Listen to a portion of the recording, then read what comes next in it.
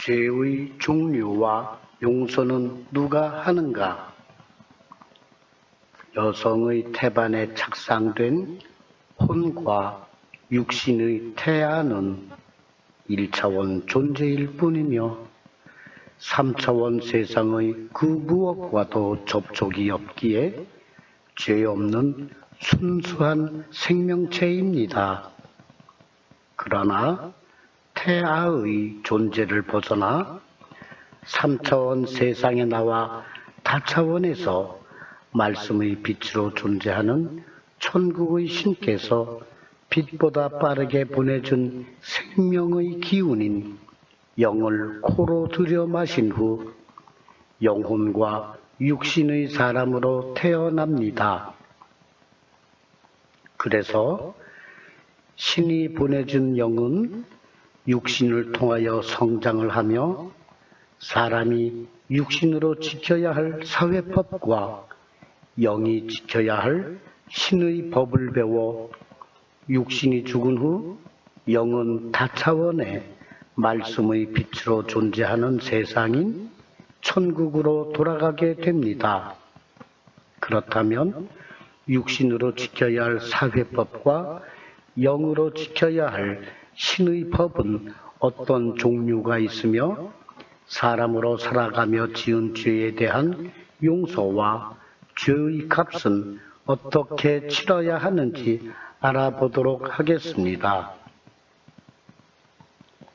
육신으로 지켜야 할 사회법은 용서받을 수 있지만 영이 지켜야 할 신의 법을 어기면 절대로 용서 없습니다. 종교 생활 하시는 분들은 복잡하게 죄를 구분하지 않아도 됩니다. 왜냐하면 종교 생활은 3차원 물질적 생활을 위한 사람의 도덕적인 생활을 강조하기 때문입니다. 그러나 신앙생활 하시는 분은 사람이 지은 육신의 죄와 영적인 죄를 정확히 알아야 합니다. 왜냐하면 성경은 죽은 영을 구원하기 위한 말씀이며 예수께서 사람인 유다인으로 살아계실 때 비유로 하신 말씀을 이해할 수 있게 됩니다. 유다 나라에 오신 예수께서 살아계실 때 모세율법의 안식일을 어기는 행동을 하자 모세율법의 유다인이 예수를 죽이려고 기회를 보고 있었으나 예수는 모든 말씀을 성령을 받아야 깨달을 수 있게 비유로 말씀하자 유다인은 알아들을 수 없었습니다. 예수께서 때가 되었을 때 모세율법의 안식일을 지키지 말라고 하시며 자신이 하늘에 계신 아버지의 아들이라고 밝히고 모세율법으로 사람이 만든 건축물에서 가축을 죽여 그 고기를 구워 먹고 그 죽은 가축의 피를 뿌리는 모세율법을 폐기하고 성령으로 재림하기 위하여 단번 제물로 살아있는 어린 양이 되어 십자가에서 죽어주신 것입니다. 이러한 사실을 비유로 말하지 않았다면 예수의 제자들도 죽음의 형벌을 받아 예수께서 성령으로 재림하셨다는 사실을 증명할 수 없고 지금의 그리스도교 역시 존재할 수 없었을 겁니다. 그래서 예수께서는 자신을 믿어주는 유다인의 모든 죄를 용서받게 하려고 자신이 단번 제물이 되어 죽어주신다고 하시는 새로운 안식일을 만드셨으며 성령의 사도 바울은 모세율법은 신의 진노를 일으키므로 모세율법이 없으면 신에게 죄를 짓지 않는다고 말씀하십니다. 그렇다면 죄의 기준은 무엇일까요? 예수께서는 마태복음 26장 28절을 통하여 죄를 없애기 위하여 새로운 언약을 맺는다고 말씀하셨습니다. 그러므로 이전의 모든 죄를 없애주신다고 하셨으니 당연히 원죄도 없어진 것입니다. 그런데 원죄가 있다고 주장한다면 예수는 헛되이 죽어주신 것입니다. 그러므로 원죄가 있다고 주장하면 예수를 부정하는 것입니다. 이제부터 죄의 종류에 대하여 성령께서 주신 말씀을 전하겠습니다. 죄는 육신의 선악의 죄와 영생을 거부하는 영적인 죄가 있습니다. 죄의 종류에 대한 사도 요한의 말씀을 확인하겠습니다. 요한일서 5장 17절 모든 불의가 죄로 돼 사망에 이르지 않는 죄가 있습니다. 요한일서 5장 16절 누구든지 형제가 사망에 이르지 않는 죄 범하는 것을 보면 구하라.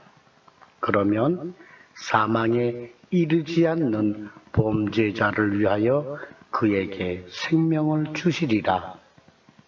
그리고 사망에 이르는 죄를 짓는 사람은 구하라고 하지 않습니다. 이 말씀에서 사망이란 육신의 사망이 아니라 영적인 사망을 말씀하시는 것입니다. 자, 이제 영적인 사망에 이르지 않는 죄란 무엇일까요? 사람이 3차원 세상에서 육신을 통하여 영이 성장하는 동안 육신으로 지은 죄로서 사람 간에 합의하여 만든 법을 어긴 죄를 말씀하십니다. 이 법은 신과 합의된 바 없이 사람 간에 만든 것으로서 각 나라마다 각 지역마다 다르며 이 법을 어기면 신은 영에게 생명을 주지 않지만 영적인 사망에 이르지 않게 하십니다. 그러나 사회법으로 심판을 받고 피해 입은 사람에게 용서를 받으면 신은 다시 생명을 주십니다. 그러므로 사람과 사람 간에 지은 죄는 신이 용서하는 것이 아니라 피해 입은 당사자가 용서하여 주시는 것입니다. 예를 들어 거짓말하여 다른 사람에게 피해를 입혔다면 이 죄에 대하여 아무리 신에게 용서를 빌어도 신은 용서할 권한이 없지만 영적인 생명을 주지 않습니다.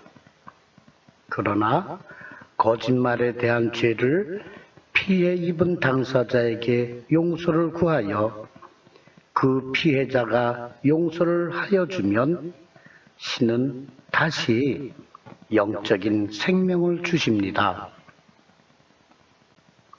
그렇다면 영적인 사망에 이르는 죄란 어떤 것일까요? 예수께서 마태복음 12장 31절, 마태복음 12장 32절을 통하여 말씀하셨으며 사도 바울은 히브리서 6장 6절을 통하여 말씀하신 내용대로 성령을 받은 사람이 성령을 거역하면 용서 없이 지옥 간다는 말씀입니다. 그러므로 성령 말씀을 듣지 못하면 성령 거역죄가 성립되지 않습니다. 또한 성령 말씀은 육신을 통하여 영이 성장할 수 있도록 행복과 기쁨과 축복의 말씀을 생각을 통하여 주시는데 이 말씀을 듣고 다른 신보다 못하다고 성령을 모독하면 용서 없이 지옥에 가는 것을 성령 모독죄라고 하는 것입니다.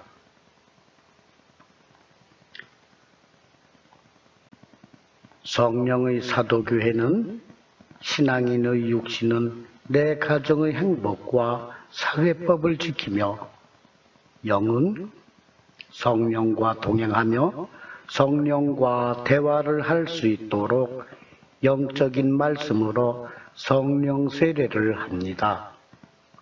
다음 시간에는 처녀 마리아에게 잉태된 원죄 없으신 예수에 관하여 종교적, 과학적으로 증명하겠습니다. 성령을 받으면 영과 혼이 분리되고 성령과 동행하는 영은 성령과 대화를 통하여 혼과 육신을 지배합니다. 성령과 하나가 되시기를 바라며 다음 시간에 만나기를 기원합니다.